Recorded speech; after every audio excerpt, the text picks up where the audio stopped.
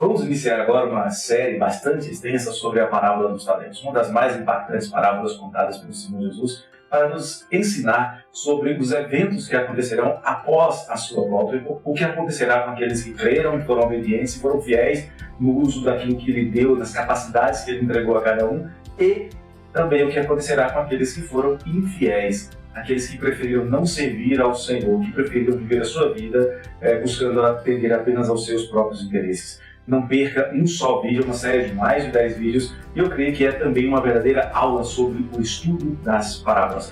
Não entraremos em alegoria, apenas buscaremos entender o que o Senhor Jesus quis ensinar aos seus discípulos e às pessoas que estavam no seu entorno naquele dia, pouquíssimo tempo antes de ele ser traído por Judas, ter sido entregue às forças dos judeus e dos romanos, e depois ter sido crucificado para morrer na cruz no lugar de todos aqueles que creem.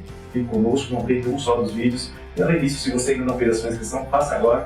Não se esqueça de ativar o sininho para receber as notificações e, é claro, divulgue o nosso canal. Mas antes, leia Mateus capítulo 25, a parábola dos talentos. Voltamos já. Um abraço.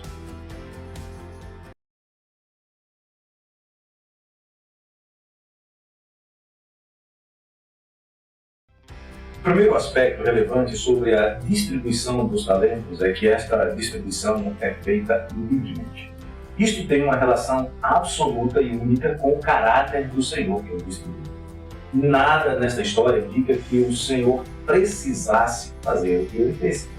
O valor, por exemplo, era suficiente para ele usufruir de uma vida tranquila até o fim dos seus dias, especialmente se ele aplicasse o dinheiro e vivesse de juros.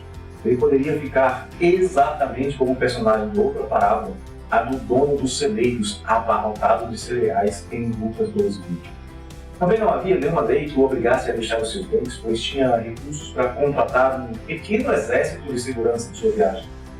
Já havia em seu tempo um sistema de confiança, no qual ele entregava os valores a uma pessoa e recebia de uma outra pessoa em outro lugar, algo como os nossos depósitos bancários. Mas a atitude daquele senhor foi surpreendente. Este relato deve ter sido ouvido pelos judeus com entreolhares de questionamento, afinal, qual senhor em sã consciência tomaria semelhante atitude? Havia outros mecanismos para aquele senhor cuidar das suas finanças. Talvez fosse até mais prudente deixar a administração dos seus bens com familiares. A verdade é que havia várias outras maneiras, mas aquele senhor resolveu confiar uma fortuna de cerca de 88 milhões de reais a 3 escravos, que até poderiam ser judeus, mas não passavam de escravos. Jesus disse que aquele senhor chamou, o verbo é kalel, chamou homens que estavam em condição de escravidão ou de servilidade, doloi, e lhes confiou, a palavra grega é paradidomi, e lhes confiou os seus bens. Eram seus escravos, mas ele escolheu e chamou alguns. O verbo kalel é o mesmo do qual se origina o nosso termo igreja. O substantivo doloi é o mesmo que Paulo e os apóstolos usam abundantemente para falar de si mesmos e dos demais crentes. E o verbo didomi é o mesmo usado para dizer que o Senhor nos deu o seu Espírito em 1 João 4:13. Nenhum servo, absolutamente nenhum, podia fazer qualquer exigência.